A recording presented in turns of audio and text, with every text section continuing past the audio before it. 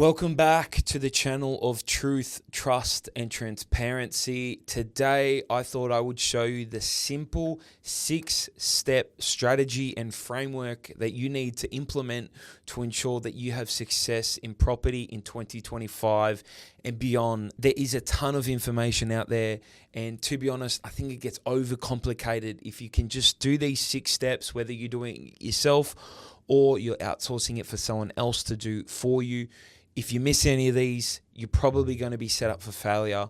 But if you do these 6 steps every single time you purchase property and to ensure you are on track to get to your goal, I can almost guarantee you it will give you a better shot at success than if you weren't. So I'm going to run through them steps one by one.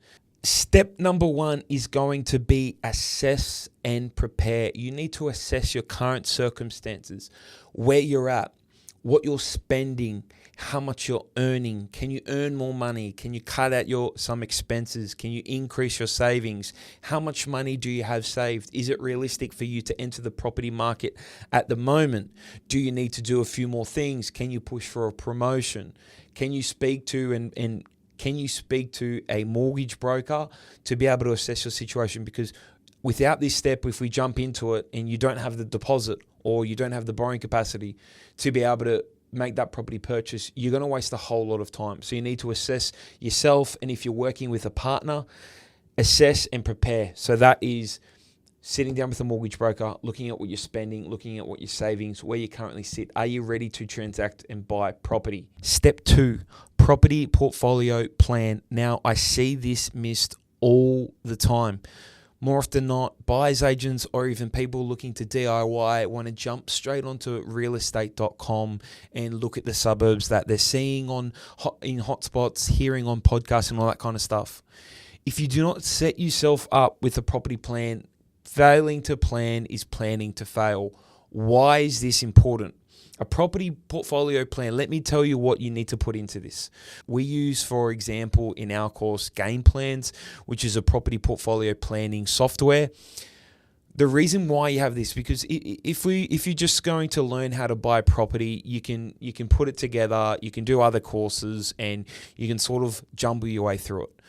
Your issue with this is going to be that you're going to get stuck at the end and when you're trying to purchase on the same question that you were on when you started, and that is, where do I begin? Because we've done step 1, assess and prepare.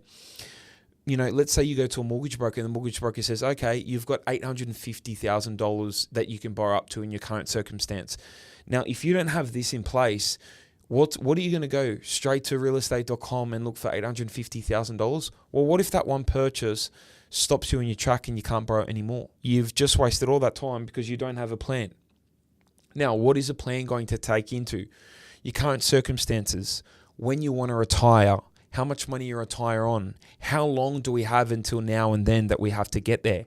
We need to plan in holidays, career breaks, cars, kids, babies. Is there a second income? Are you buying property with a partner?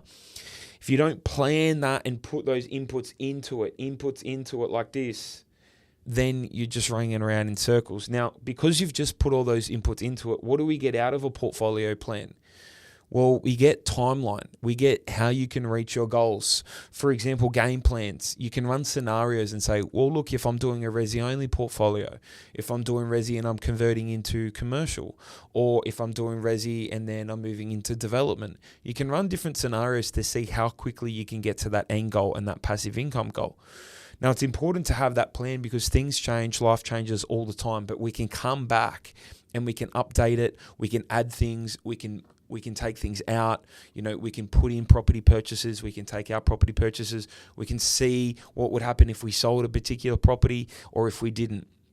It's going to show us what purchases we're going to need to make at what price points. Remember, we've spoken to the mortgage broker as well, and then a good plan is going to be able to show you what you need to buy at what price point, and that will then inform the structure. So now from the plan, you have a couple of things. You have one that is going to be your budget and what you can buy and when you need to buy it. And then 2 is going to be your structure, which is the most important thing. There's no use just jumping onto realestate.com. In my previous example, spending $850,000 and realize that you've tapped yourself out. Whereas if we would have planned that out a bit better, we could have went first one at 650, then potentially a second one in personal names, and then the third one moves into trusts. If you don't have a plan in place, you are going to fail. It's only a matter of time. Step 3 is going to be suburb data and research. So we're looking at a macro level. Think zoom out. We've got our budget. Now we've got the plan. We know what type of property we need.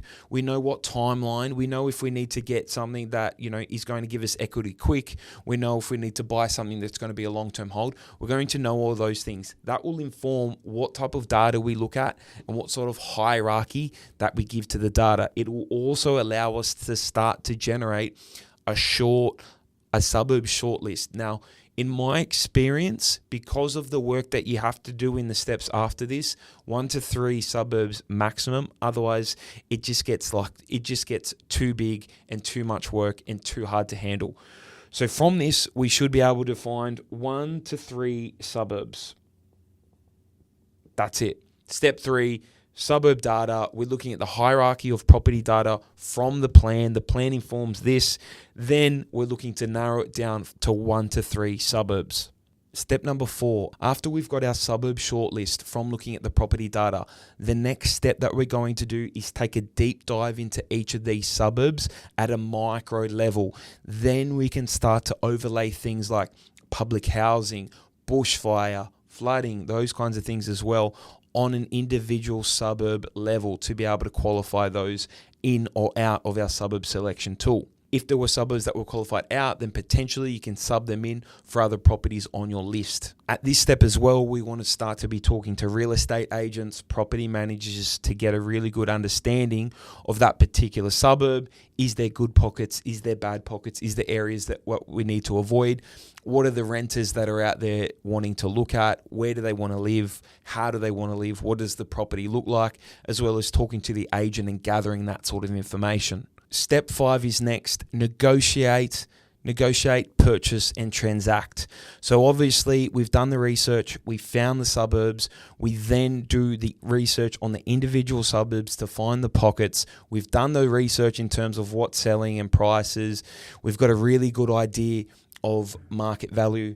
Then we start negotiating, we start making offers, we make the purchase if we're successful, and then we transact on that particular deal. Step 5. Last but not least is step 6.